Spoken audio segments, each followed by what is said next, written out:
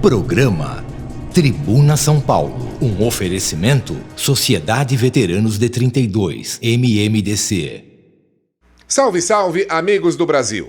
O programa Tribuna São Paulo, mais uma vez, tem o privilégio de entrevistar o advogado, o jurista, o escritor, professor doutor Ives Gandra da Silva Martins. Este depoimento ficará à disposição de todos para consulta, para pesquisa e para o acompanhamento dos importantes temas que serão debatidos e discutidos. Para tanto, presentes à entrevista, o presidente da Sociedade Veteranos de 32, MMDC, advogado Carlos Romagnoli, o vice-presidente da entidade, empresário Luiz Fernando Marcondes, e o artista Malcolm Forest, ele que é o atual vice-presidente do Instituto Histórico e Geográfico de São Paulo. O professor doutor Ives Gandra da Silva Martins é professor emérito da Faculdade de Direito da Universidade Mackenzie e membro da Academia Brasileira de Filosofia. Então, a partir de agora, passamos neste momento a palavra ao doutor Carlos Romagnoli. Boa noite, José Jantalha. Muito obrigado pela abertura espetacular. Querido Luiz Fernando Marcondes, uma honra estar com você novamente nesse programa Tribuna São Paulo. Malcolm Forest, presidente do 21 Irmãos e Amigos de São Paulo.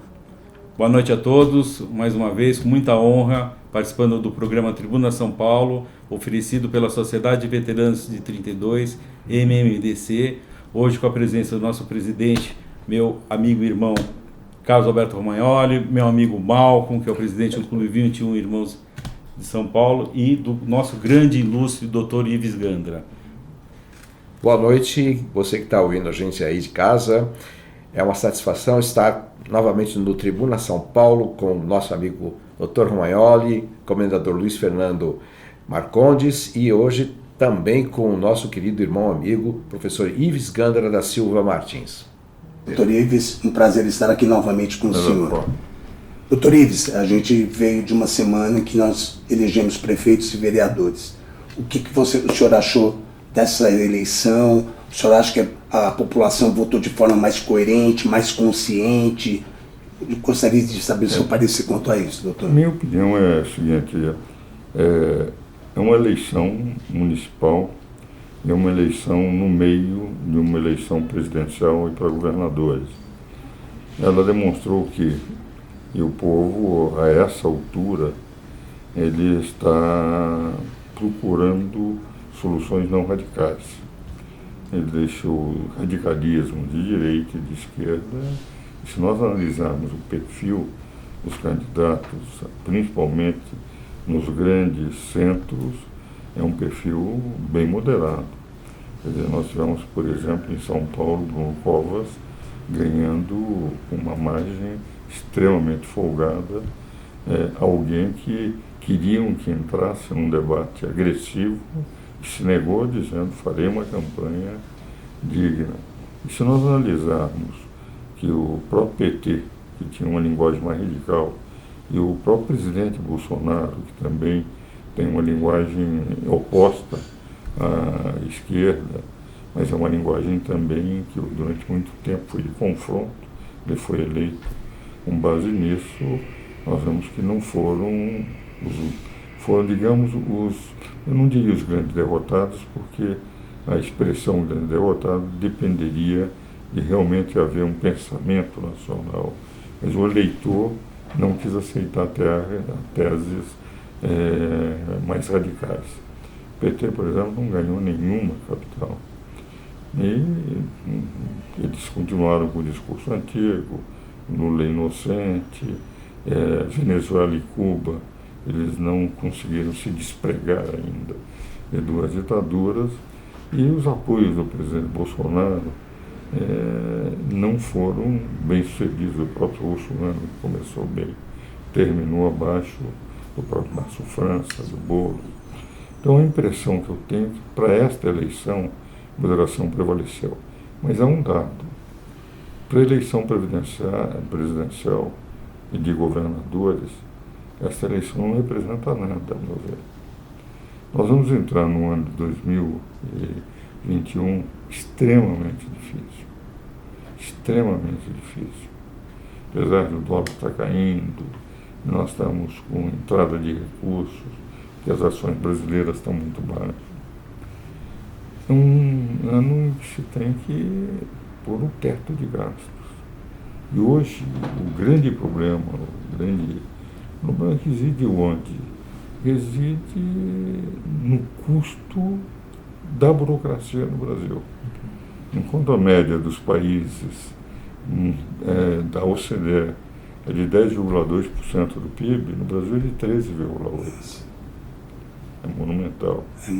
O ministro Gilmar Mendes vem agora, e eu gosto dele, tem uma série de livros publicados com ele, de dizer que em pleno desemprego nacional nós temos que nivelar o que ganham os juízes estaduais aos juízes federais. Quando em todos os países houve sacrifício dos servidores públicos. Em Portugal, em 2010, quando eles entraram naquela crise de 20% de desemprego, Sim. O Corte Constitucional, Tribunal Constitucional Português, disse assim, temos que reduzindo de 3,5% a 10% os vencimentos de todos os servidores. Decisão do Tribunal Constitucional de Portugal. Aqui é o contrário, nós estamos aumentando. Com o desemprego também aumentando. O senhor viu hoje, uma crise enorme ainda. Quer dizer, então, isto daqui nos leva ao seguinte quadro. Ou o governo segura o teto, e o Supremo tem que entender que o Brasil tem que solucionar problemas econômicos, e o Supremo não entende nada de economia, entende muito de direito, mas nada de economia, a não ser que esteja se pensando só em privilégio. Eu não dou isso como um elemento, que acho que são homens dignos, que pensam no Brasil, sim, claro, entende? Claro. Mas, na verdade, eles não estão pensando nos impactos negativos que isso representa. Sim. O que vai representar de reflexo e de efeito cascata dessas decisões. Então, nós vamos ter, ou o governo consegue segurar e vai ser extremamente impopular, ou não segura e vamos ter uma inflação que o governo não vai conseguir renovar, quer dizer, a dívida, quer dizer, cada vez vai ser mais difícil a renovação dos seus títulos, da dívida, da circulação da sua dívida, dos títulos que tem a vencer. Sim. Nós vamos ter uma brutalidade de títulos a vencer no ano de 2021. E o retrato do comportamento da economia brasileira em 2021 é que vai refletir na eleição de 2022. Que poderá ser uma eleição com este bom senso que o eleitorado brasileiro demonstrou agora, ou poderá ser uma eleição com os mesmos radicalismos do passado, porque no momento em que a crise se avoluma, é evidente que os radicalismos renascem, aparecem e os debates ganham emoção. Então, a sensação que eu tenho foram eleições extremamente positivas no amadurecimento do eleitor, mas eu só vou dar uma opinião se isto terá uma influência direta ou não em 2022, para saber se houve ou não amadurecimento do povo, em função do comportamento da economia em 2021 e da burocracia. Se continuarmos a ter peso da carga burocrática, que gera o peso da carga tributária, nós temos tributos muito elevados. O nível da carga tributária brasileira é elevada, porque o Brasil gasta muitíssimo, com toda a burocracia esclerosada que representa.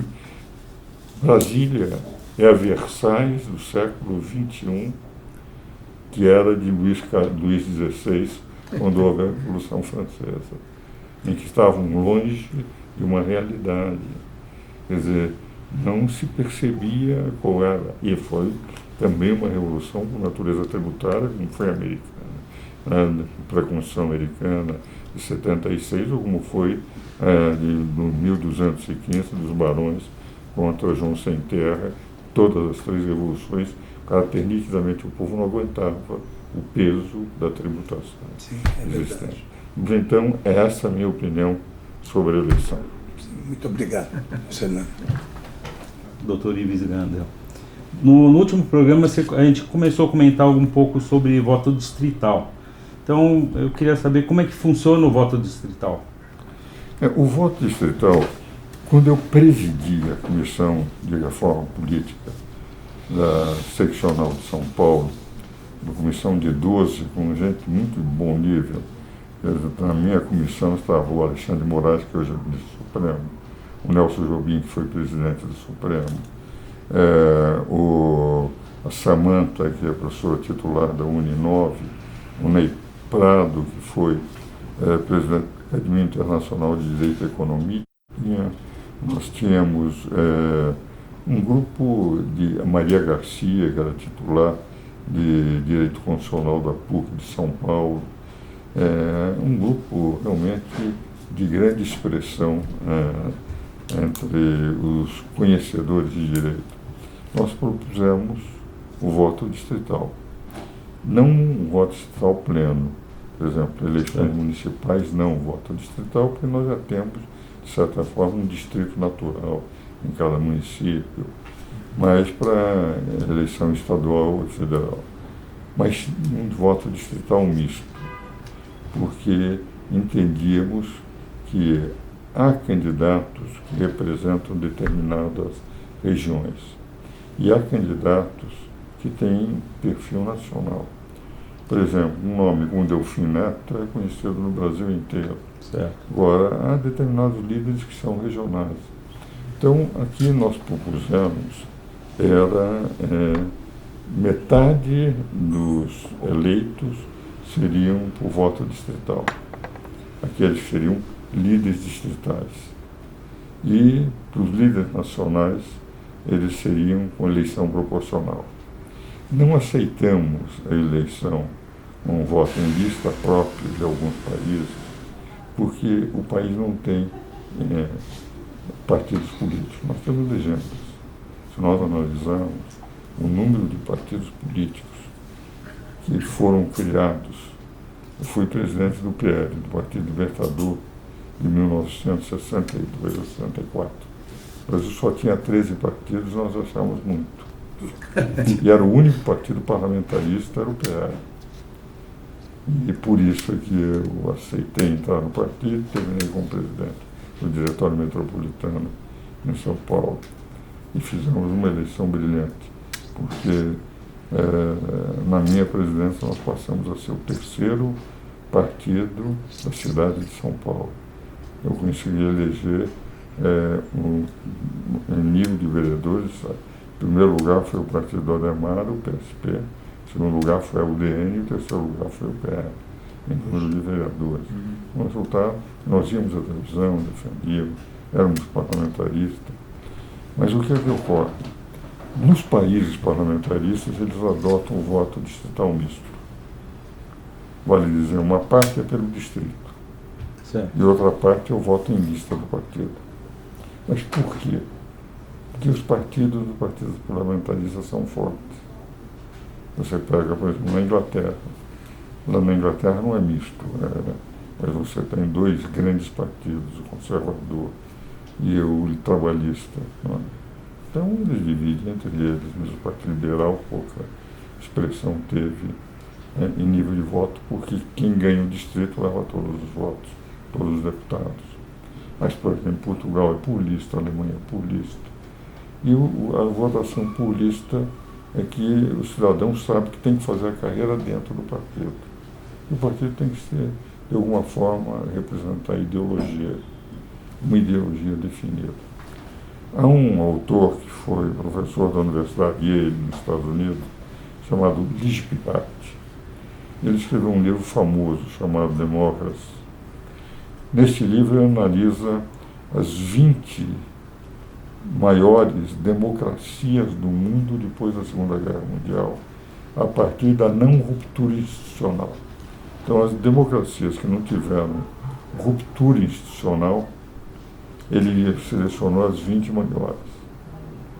Por exemplo, na América do Sul, quase todo mundo teve, a Argentina teve, o Uruguai teve, o Brasil teve, o Paraguai teve, Chile teve, Bolívia, quer dizer, se analisar, arquitetura institucional depois da Segunda Guerra Mundial. Ele encontrou 19 parlamentaristas e só Estados Unidos presidencialistas. Só. O que representa... Por quê? Porque os partidos são fortes. Se eu saio candidato, eu saio para um partido. Se eu entro na minha carreira, eu vou fazer uma carreira dentro do partido. Se eu sair desse partido e entrar no outro, eu vou começar lá embaixo na minha carreira. Então, o voto em lista é admissível num país em que o parlamentarismo é forte, que os partidos são um pequeno número. Por exemplo, na Itália. O Brasil tem tantos partidos quanto a Itália, 35 partidos. Na Itália, o Brasil tem 29 com 28 com assento no Congresso, na Itália tem 8. Seus outros são legendas sem nenhuma expressão. Nos Estados Unidos há 2 partidos. Quer dizer, se nós examinarmos, saem 200 candidatos à presidência da República. Porque, no fundo, cada presidente vai ter voto no seu local e não tem expressão nenhuma. Eles são candidatos, aparecem como um candidato, mas nem não contam, né? Porque é o sistema. Então, no Brasil, eu tenho a impressão que teria que funcionar da seguinte forma. Nomes nacionais, e foi a proposta, nós levamos e entregamos à Câmara dos Deputados o resultado das nossas pesquisas. Eu vou até dar aos amigos, tirar uma cópia, entregar todos os 12 anteprojetos que apresentamos, mas do voto distrital, analisando. Metade seria por distrito. Dividirmos os estados em distritos. E a outra metade seria proporcionalmente. Nomes que tinham, os mais votados é que terminariam sendo indicados. E aí não votação por partido. Aí realmente era um nome pessoal que estaria dentro, já que no Brasil nós temos que ganhar densidade nos partidos. Eu sempre digo, quando diz, o Brasil não pode ter o parlamentarismo, porque não tem partidos políticos, eu digo o contrário, o Brasil não tem partidos políticos porque não tem o parlamentarismo. A equação é diferente. Bom, fala-se muito do voto distrital como uma boa solução para o Brasil. O senhor me convidou, inclusive, para participar de uma comissão de reforma política com a professora Maria Garcia. Também. Participei. Eu acho que nós devemos continuar nesse trabalho, né? Mas quais as vantagens do voto distrital? O clientelismo eleitoral baixa, nós teremos fenômenos como tiriricas, cacareco acontecendo, ou no frigir dos ovos é um ganho para a democracia, para o Estado de Direito, para o Brasil? Se for misto, eu acho que é. E foi a decisão, aliás, Forrest, eu não o citei, mas você era um dos 12 membros nossos, e trabalhando também todo mês, lendo lá, aquelas reuniões que iam até altas horas. O que acontece é o seguinte, o voto misto, nós vamos fazer com que as lideranças distritais, em que o cidadão que for eleito, você sabe onde mora, pode reclamar, pressionar e defender os interesses distritais, isso seja importante, mas representa a metade só. Sim. E os votos proporcionais representam aqueles que têm uma visão abrangente, não apenas distrital, uma confluência extremamente positiva entre a liderança local de levar os grandes plenários para a Câmara dos Deputados, Assembleias Legislativas, os problemas próprios de cada região que o representante do distrito levaria, e aqueles com visão mais ampla, que têm conhecimento. Então, esse casamento entre o distrital e o nacional terminaria sendo positivo. Porque o que hoje nós temos, quer dizer, nós temos o que eu chamo de uma democracia de acesso. Aliás, outro dia eu publicava na Folha de São Paulo um artigo dizer por que as democracias não crescem. Isto é uma questão de 3 semanas atrás. Não crescem por essa razão, porque a nossa democracia é de acesso. No sistema brasileiro atual, o deputado não tem partido político, sabe que ele entrar e vai fazer o partido, quase todos eles já estiveram em mais de um partido, e alguns realmente Em vários. Parecem, como dizia o Voltaire, na sua época, são como cavalos que são trocados em cada posto em que as diligências chegam para estarem cansados. Uma ciranda partidária. De partido, como naquela época do Voltaire, que se trocavam de cavalos. Diversidade ideológica. Lembra-se essa imagem do Voltaire, quando ele fazia... Mas será que isso pode acontecer? Agora, o que ocorre? Na verdade, eles vão para... E pouco se importa com o eleitor. Pulam de partido, são donos do mandato, fazem os acordos que quiserem, não tem nenhum compromisso.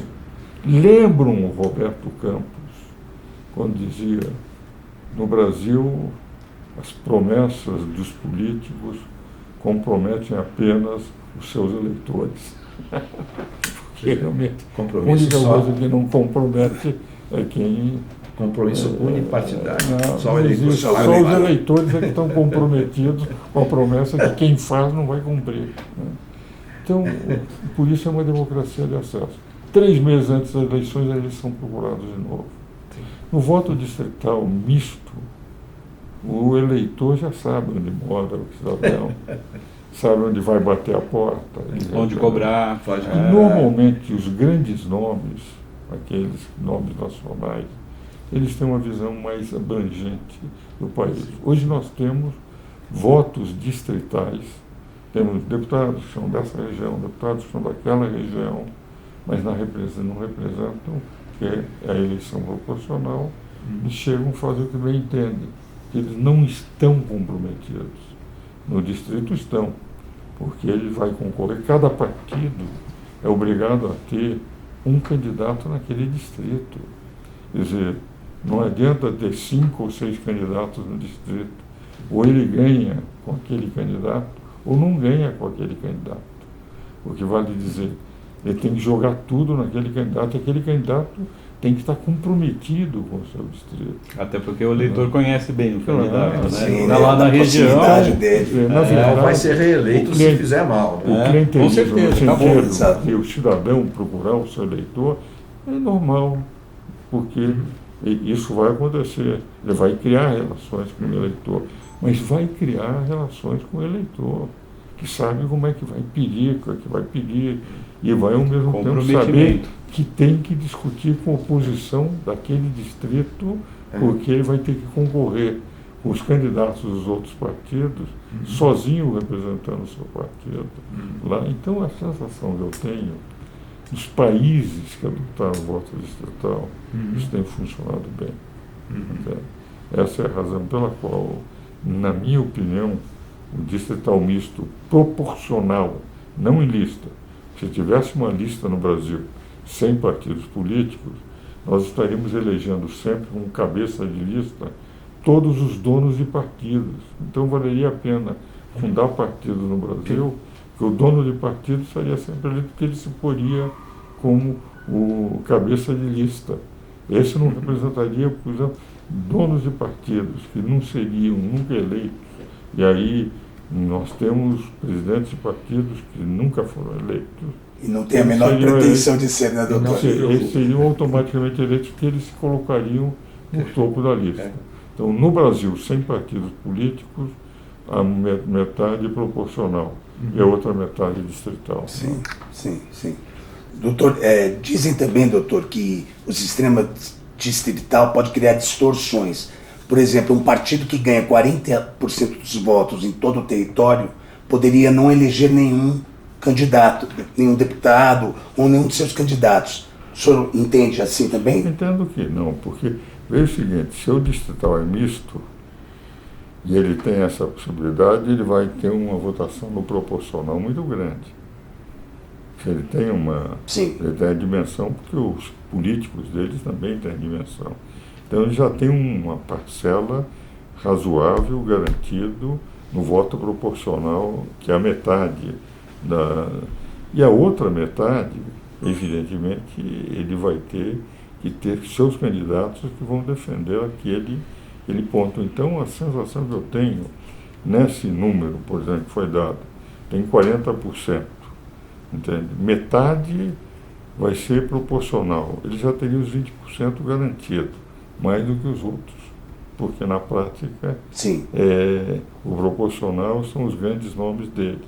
E vai ter que ter as suas lideranças locais, e que não é tão assim local de uma cidade, porque, por exemplo, nos estados maiores, entende, que tem um número menor de representantes, os distritos serão muito grandes. Né? Por exemplo, mesmo São Paulo. São Paulo tem 70 deputados. Sim. 70 deputados, nós teríamos no distrital misto 35 deputados eleitos pelo sistema distrital misto. Então São Paulo teria que se dividir em 35 regiões. Teria um candidato por região, de cada partido. O que vale dizer, poderiam ser regiões mais desabitadas, com um território maior, mas densamente, como, por exemplo, cidades como Campinas, Santos, Jundiaí, etc. Uma densidade menor, territorial, entende? Considerando o número de eleitores, mas, na verdade, não é um distrito como se fosse um pequeno distrito de um bairro. Sim. É uma área considerável, porque o São Paulo, todo o estado seria. O estado do Amazonas, por exemplo, o número de deputados que eles têm seria dividido em regiões bem mais extensas. Evidente, como Manaus representa 60% da população, praticamente grande parte dos distritos amazonenses estariam em Manaus, não estaria espalhado lá. Então, quer dizer, isso seria examinado em função da densidade populacional para definir a extensão territorial.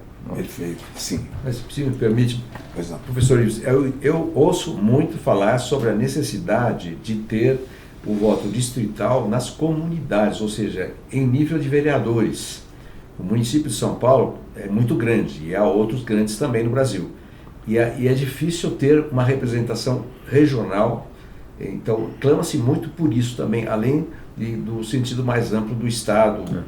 Isso nós discutimos amplamente, foi a tese do Alexandre Moraes na nossa comissão. O Alexandre não era ministro na época. O Alexandre terminou prevalecendo que nós não poderíamos adotar o distrital. Uma área, uma ala da comissão, ela debateu, você se lembra, Forrest, de que só nos municípios grandes é que nós teríamos o distrital. Sim. E como, por exemplo, aqui tem um segundo turno só em municípios com mais de 200 mil habitantes. Daí se faria. Mas nós terminamos não aprovando, entende? Aliás, foi a linha do Alexandre que é o que defendeu essa posição e que terminou recebendo os votos dos demais, era de que você tem no município necessariamente uma localização do candidato.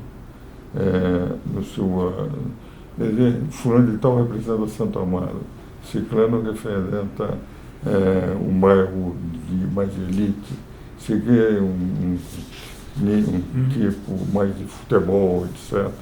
Então já se tem sectorial e distrital, porque é uma região aí realmente bem limitada em nível de...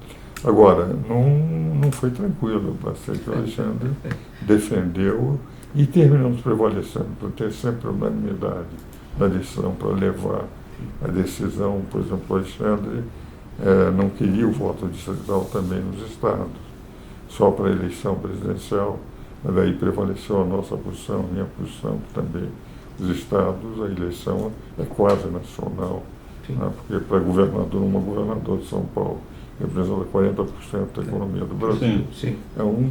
Ele tem um país, quer dizer, o PIB de São Paulo maior do que da Argentina, entende, maior do que todos os países da América Latina, não da América Latina, porque o México é maior, mas da América do Sul, entende? É evidente que é como se fosse um país. Então aí nós tomamos a posição de que caberia o voto distrital. Mas olha, você estava na comissão, você entrou não desde o início, você entrou depois de um certo tempo na comissão. Exatamente. Mas essa foi a linha e se adotou, tá certo? Doutor Ives Ganda, é sempre muito bom poder discorrer qualquer assunto com você, que é um negócio maravilhoso. Então, referente aos três poderes, a gente queria que você falasse sobre os três poderes, como da maneira que está representado na Constituição, e também se esse sistema está funcionando dentro da nossa atualidade no Brasil. É um dado interessante. Eu, pessoalmente, participei como convidado dos constituintes em audiências públicas da Constituinte. E comentei a Constituição, esses volumes azuis que estão aí, os 15 bem atrás de mim. Sim. Eu e o Celso Bastos comentamos em 12 mil páginas a Constituição. Convivi com o Bernardo Cabral e com Ulisses Guimarães longamente, com presidentes de subcomissões, o Delfim Neto presidia a Ordem Econômica, o Bruno Ornelis, o Sistema Tributário e tal. E, na verdade, do ponto de vista de espinha dorsal da Constituição, ela foi muito bem feita. Define o Estado Democrático de Direito no artigo 1º, como representação do povo.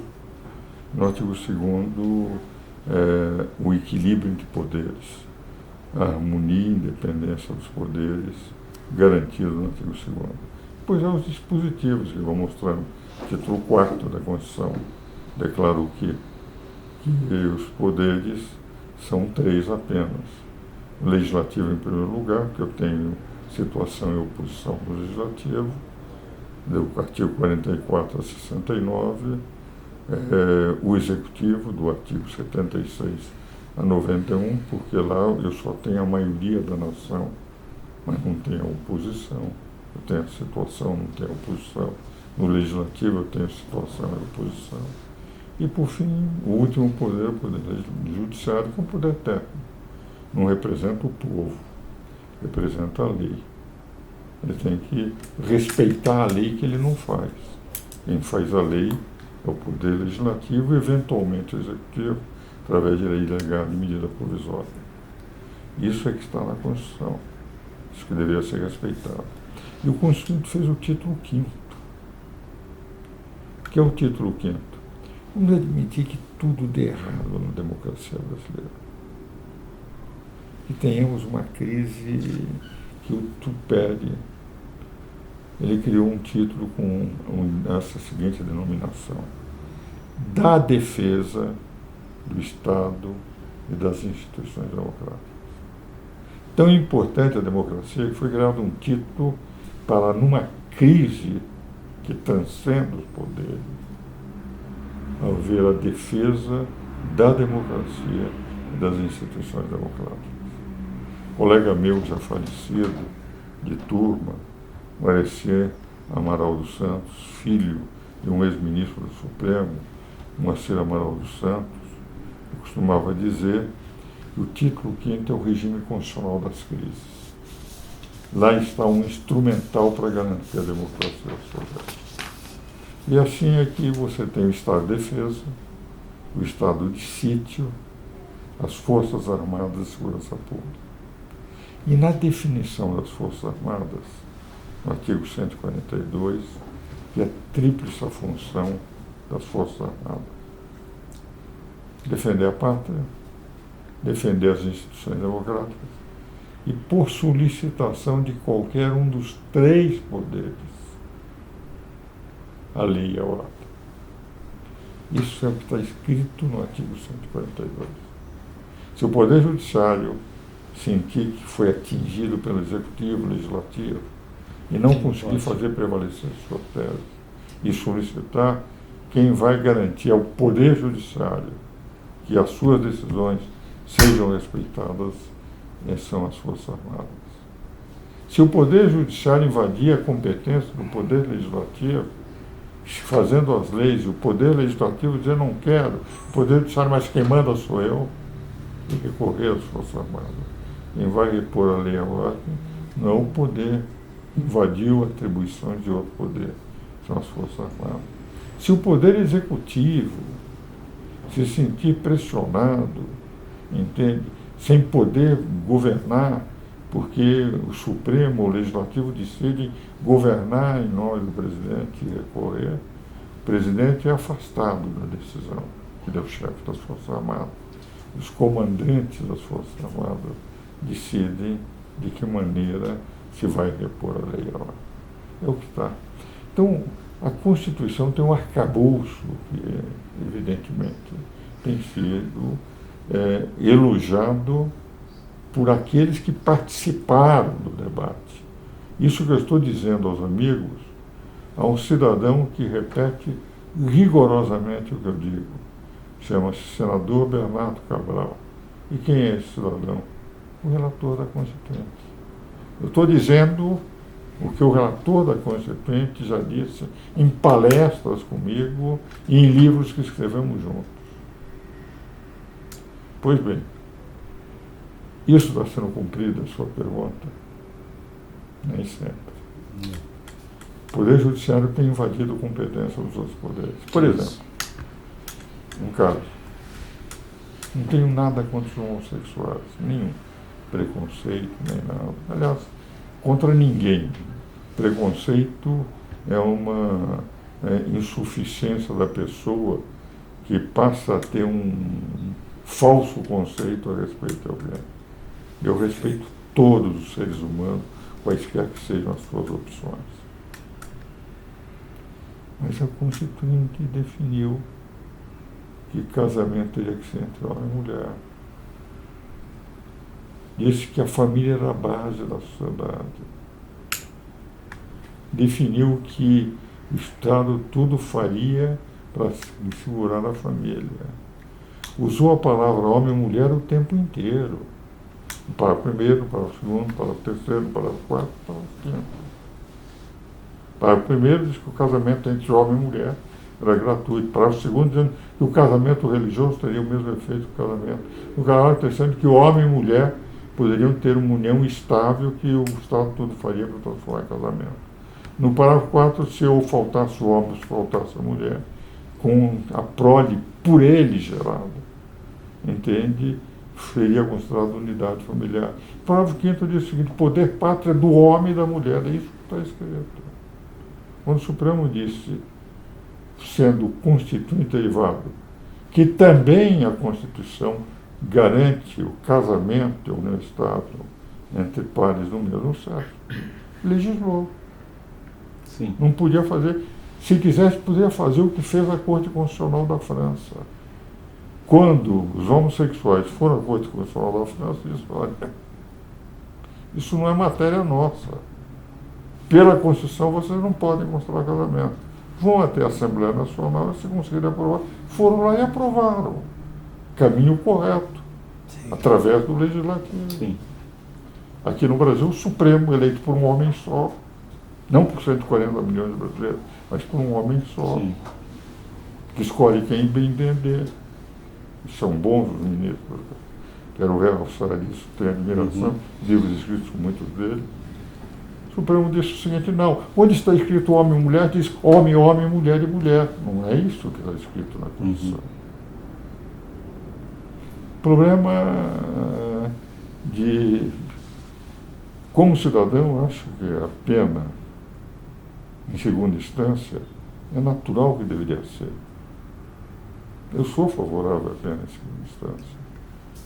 Porque demora tanto que quase tudo é prescrito. Agora, como jurista, quando está escrito, ninguém pode ser considerado culpado, senão no trânsito em julgado de uma decisão, a evidência. Eu estou perante uma execução de sentença de um inocente. Se ele não pode ser considerado culpado, é inocente.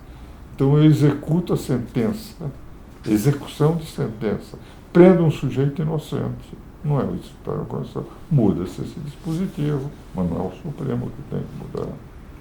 Sim. Se nós analisarmos outros aspectos que o Supremo veio gradativamente decidindo, invadindo competências dos legislativos. O artigo 84 diz que o presidente pode considerar o indulto e vem um ministro diz o seguinte, não, o indulto pode considerar para fulano, mas não pode considerar para o segundo pessoa. Lava Jato não pode considerar. Ora, se a Constituição diz que é função exclusiva do presidente considerar ele considera para quem? E se não diz que há exceções para fulano, beltrano, ciclano, para esse tipo de crime, não pode o Supremo colocar. Claro, contrassenso. Por outro lado, diz o seguinte, cabe ao presidente nomear delegados de polícia.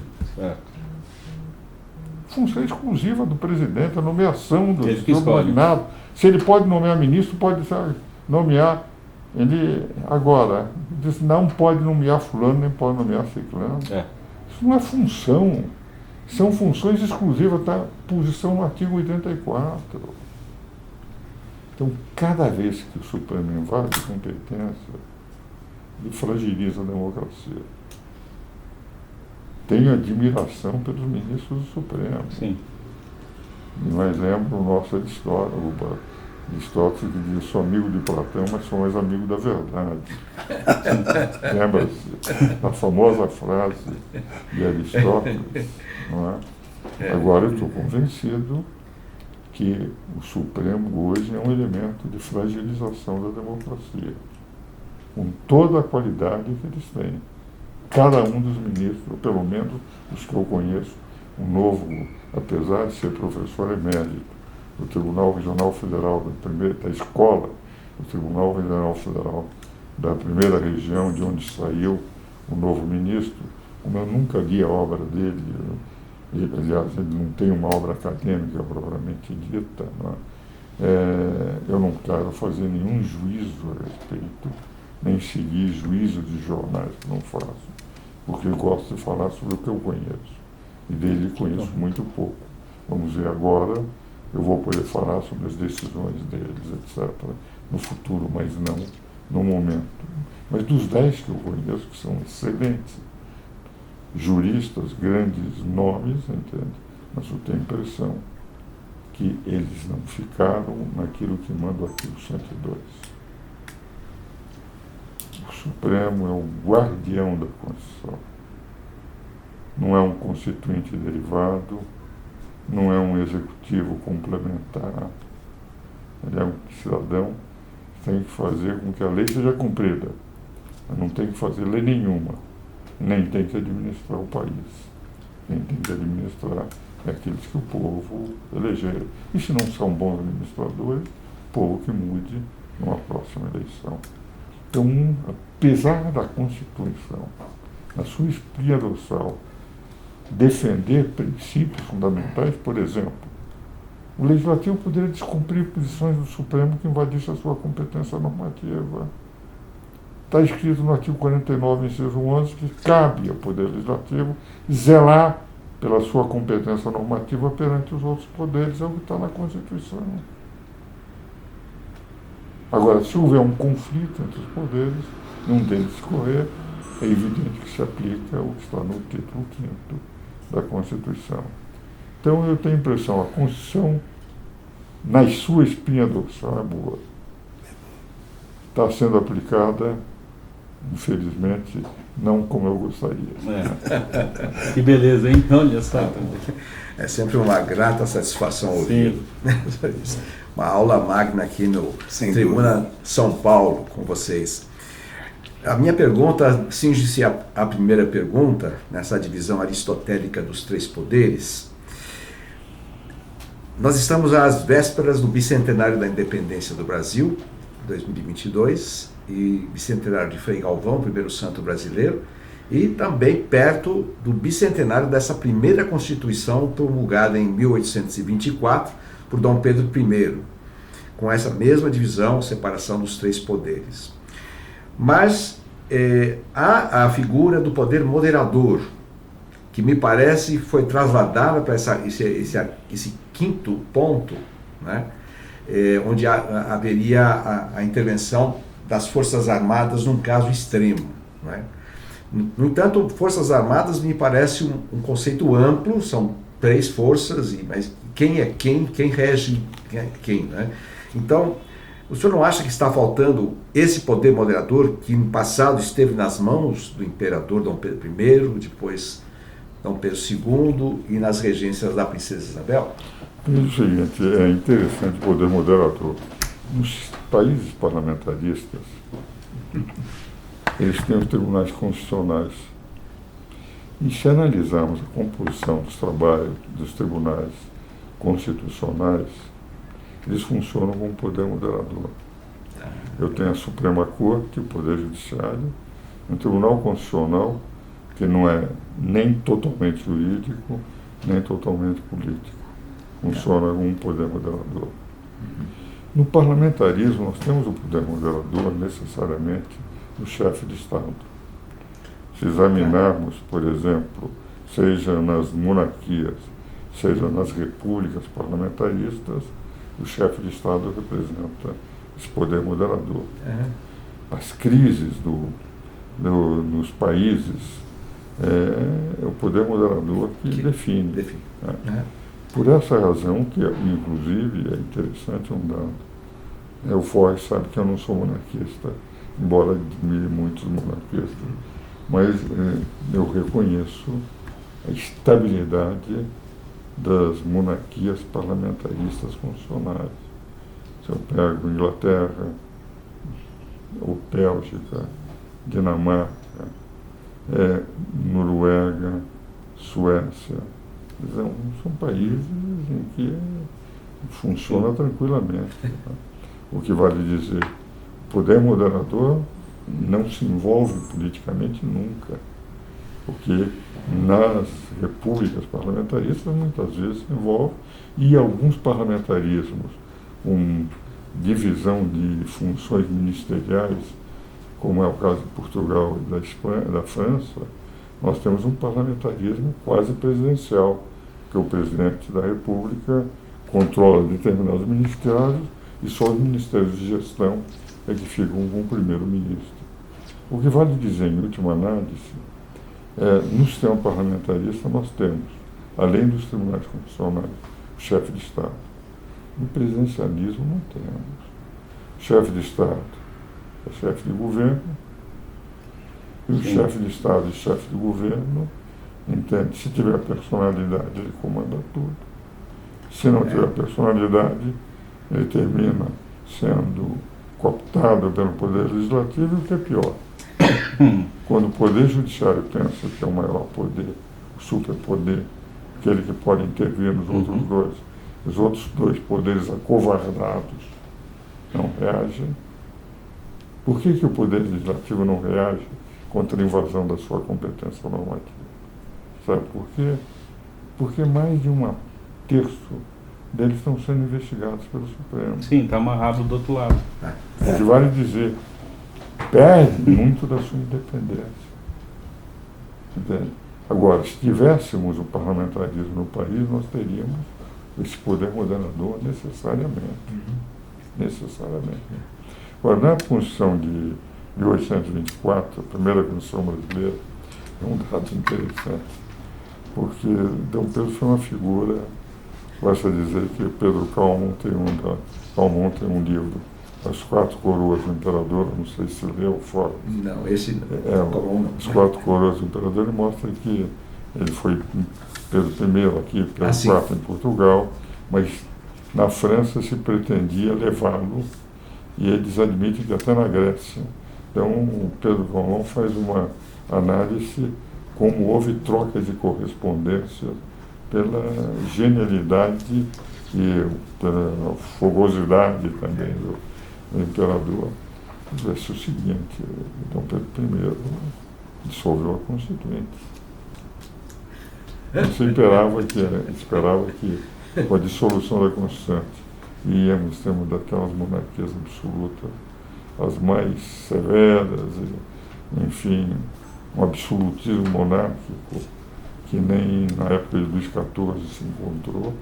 Ele promulga, como imperador, dissolvido a Constituinte, uma Constituição muito democrática. Muito democrática. Por outro lado, se nós analisarmos o poder moderador, Constituição de 24, Nós temos aquele período de regência, mas em 1847, já com Dom Pedro II, introduz o parlamentarismo no Brasil. Se nós pegarmos todos os períodos brasileiros, de 47 a 89, nós temos 42 anos. Se nós pegarmos de 89 a 30, nós temos 41 anos. Nós temos mais democracia de 47 a 89 do que de 89 a 30. Porque de 89 a 30, São Paulo e Minas definiam. Você já sabia quem era o presidente da República antes de haver estava as tudo eleições. certo. A excedência já. Política do café com leite. Né? Contra isso é que o Getúlio se rebelou. Aí nós tivemos a ditadura de 15 anos. Depois tivemos democracia de 45 aos 64, 19 anos. Isso. De 64 a 85, nós tivemos um regime de exceção, nova constitucional. E nós tivemos, analisando, de 85 até 2020, isto é, 35 anos, um novo sistema. Então, em toda a história de independência do Brasil, nós tivemos um período com uma Constituição com poder moderador, mas que o presidente tinha uma independência, mas era uma Constituição democrática para a época. Nós tivemos um segundo império com um sistema parlamentar mais estável de número de anos, de todos os sistemas democráticos do Brasil, que foi democrático de 47 a 81. Quais eram os 3 grandes temas que se discutiam naquela? Federação, República e Abolição. Eram os grandes temas. Nós somos confrades, eu e o Flores, do Instituto Histórico e Geográfico. Eram os grandes temas que se discutia no Parlamento brasileiro. Agora, o dado interessante, de Dom Pedro I ia às reuniões do Instituto dos Advogados. Eu pertenço ao Instituto dos Advogados Brasileiros no Rio, ainda tem lugar onde ficava o imperador para assistir o debate dos juristas. Olha que coisa. É algo impressionante. Tem um poder moderador que funcionava. Né? Então eu tenho a sensação que nós não temos um poder moderador no Brasil, isso é evidente. Meu amigo, minha amiga, reza a lenda que o que é bom dura pouco. Todavia, se Deus nos permitir, esta conversa com o professor Dr. Ives Gandra da Silva Martins prosseguirá na próxima edição do programa Tribuna São Paulo. Por conta disso, contamos com a sua audiência e até lá!